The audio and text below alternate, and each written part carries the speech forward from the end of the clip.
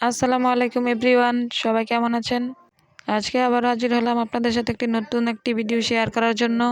আজকে আমি দেখাবো টিপ কুতাম দিয়ে কিভাবে পায়জামা বানানো হয়। কাটিং প্লাস সেলাই সব কিছুই আপনাদের সাথে শেয়ার করব। আশা করি সম্পূর্ণ ভিডিওটি দেখবেন। এখানে আমি নিয়ে নিয়েছি সালোয়ারের কাপড় 2 গজ 4 গিরা পরিমাণ। তো এটাকে আমি খুব ভালো করে ভাঁজ করে বসিয়ে নিয়েছি। এরপর আমি কাটিং করে নিব। এখানে এখানে উপরের দিক দিয়ে রাবারের ঘরের জন্য আমি 2 ইঞ্চি পরিমাণ রেখে তারপরে কাটিং করে নিব। এখন আমি একটা স্কেলের সাহায্যে 2 ইঞ্চি পরিমাণ কাপড় দাগ কেটে নিচ্ছি রাবারের ঘরের জন্য। 2 ইঞ্চি পরিমাণ কাপড় আমি দাগ কেটে নিলাম। এরপর আমি লম্বার মাপটা দিয়ে নিব। তো এখানে লম্বাটা পুরোপুরি ঠিক আছে, কোনো রকম কাটিং করতে হবে না। তো আমি এখন হাইয়ের মাপটা নিয়ে নিব। তো হাইয়ের মাপটা আমি এখানে নিব 15 ইঞ্চি পরিমাণ। তো এখানে আমি 15 ইঞ্চি সেলাই সহ 15 ইঞ্চি নিব। তো এখানে আমি দাগ কেটে নিলাম। তো এখানে চওড়ায় আমি 4 ইঞ্চি পরিমাণ রেখে তারপর আমি রাউন্ড শেপ করে হাইয়ের মাপটা কেটে নিচ্ছি। এভাবে রাউন্ড শেপ করে পায়জামা কাটিং করলে কোনো রকম পট্টি লাগে না, পট্টি ছাড়াই অনায়াসে খুব ইজিভাবে এভাবে সালোয়ার কাটিং করে সেলাই করলে খুব ভালোভাবেই পরা যায়। তো এখন আমি পায়ের চওড়ার দিক দিয়ে নিয়ে নিব।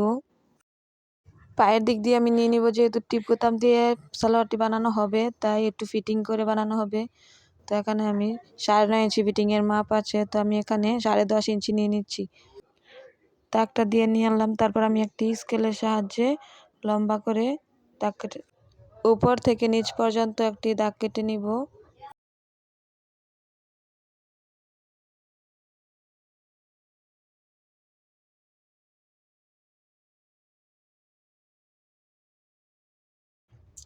একটি স্কেলের সাহায্যে আমি এভাবে রাউন্ড শেপ করে নিচ্ছি, যাতে করে রাউন্ড শেপটা খুব সুন্দর হয়।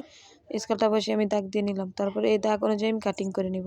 অবশ্যই খেয়াল করবেন, টিপ কুতাম দিয়ে যখন পায়জামা কাটিং করবেন পায়ের দিক দিয়ে কিন্তু একটু ফিটিং হয়, না হলে কিন্তু টিপ কুতাম দিয়ে সালোয়ার বানালে ভালো লাগে না। তো এখানে কিন্তু পায়জামার মধ্যে একটা পাইপিন দেওয়া হবে জামার কাপড় দিয়ে একটু মোটা করে। তো এরপর আমি দাগ অনুযায়ী কাটিং করে নিলাম। তো এখানে একটু লম্বার পরিমাণটা কম ছিল, তাই আমি কোমরের দিক দিয়ে লম্বার পরিমাণটা একটু বাড়িয়ে নিব।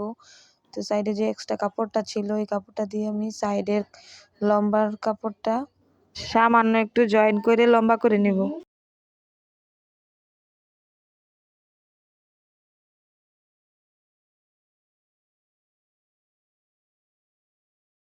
যদি পায়জামার কাপড় শর্ট থাকে তাহলে এভাবে লম্বা করে নিতে পারেন। তো আমার কাটিং করা হয়ে গেছে। এখন এই পর্যায়ে উপর সাইড দিয়ে একটা জয়েন্ট ছিল, আমি সেটা আলাদা করে নিলাম। এরপর আমি পায়ের অংশের মধ্যে একটি চিহ্ন দিয়ে রাখলাম। এই সাইডে যখন সেলাই করা হবে তখন এই পর্যন্ত সেলাইটা করা হবে, তাই আমি এখানে একটি চিহ্ন দিয়ে নিলাম। তো সেলাইয়ের সময় আমি এই পর্যন্ত সেলাইটা করে নিব। তো এই পর্যায়ে আমার কাটিং করা পুরো শেষ। তো এখন আমি পায়ের অংশের মধ্যে যে পাইপিনটা বসবে ওই পাইপিনটা কাটিং করে নিব।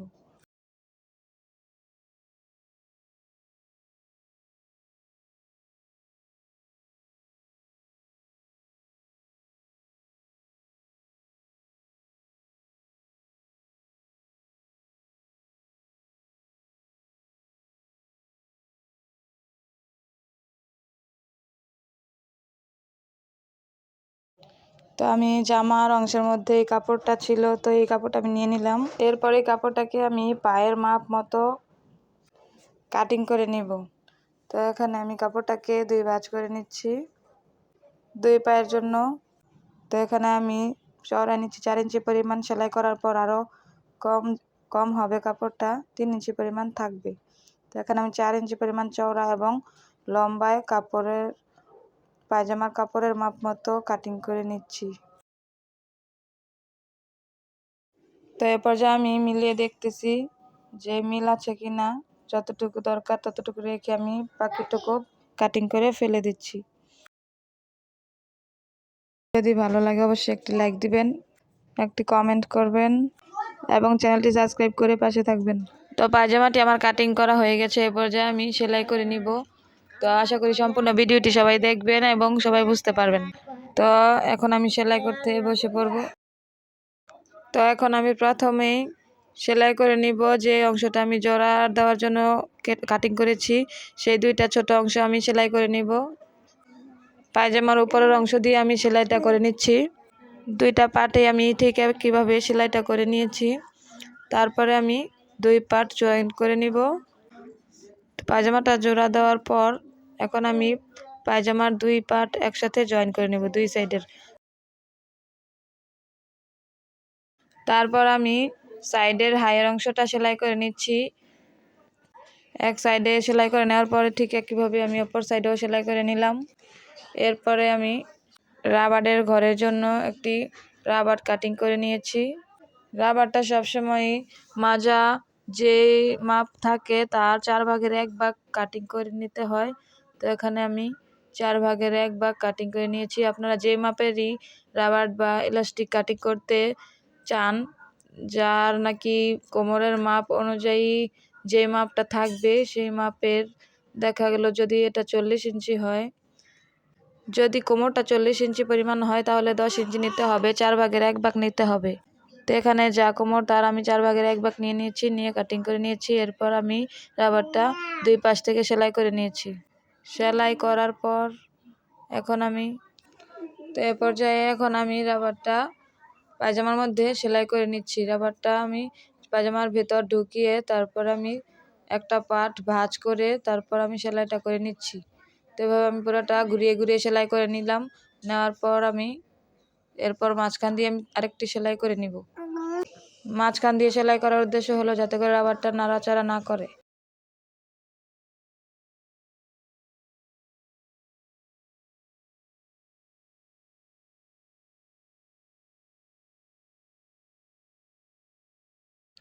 তো এখন এই পর্যায়ে আমি পায়ের মধ্যে পাইপিনের কাপড়টা বসিয়ে নিব।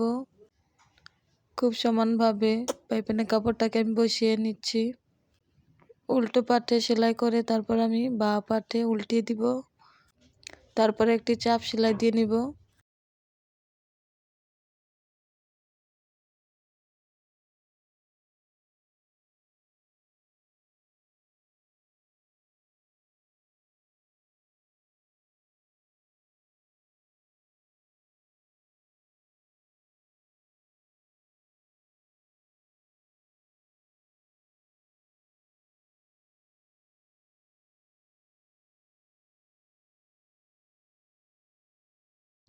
এই তো আমার একটি পায়ের অংশ সেলাই করা হয়ে গেছে। তো আমি সাইডটা এভাবেই আরেকটি পায়ের মধ্যেও ঠিক সেমভাবেই সেলাই করে নিচ্ছি।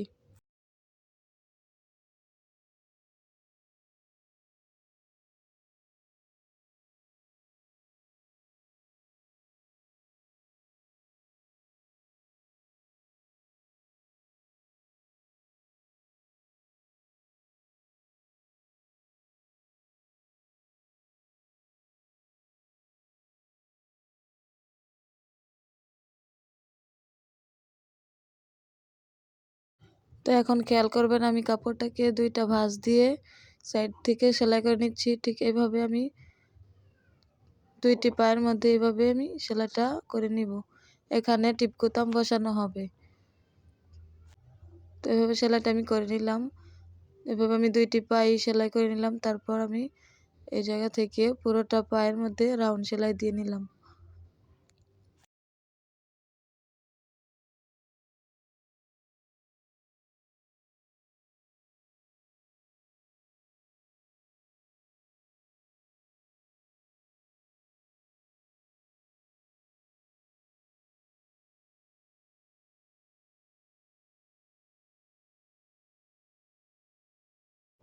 তো এই পর্যায়ে কিন্তু আমার পায়জামাটা পুরো সেলাই করা হয়ে গেছে।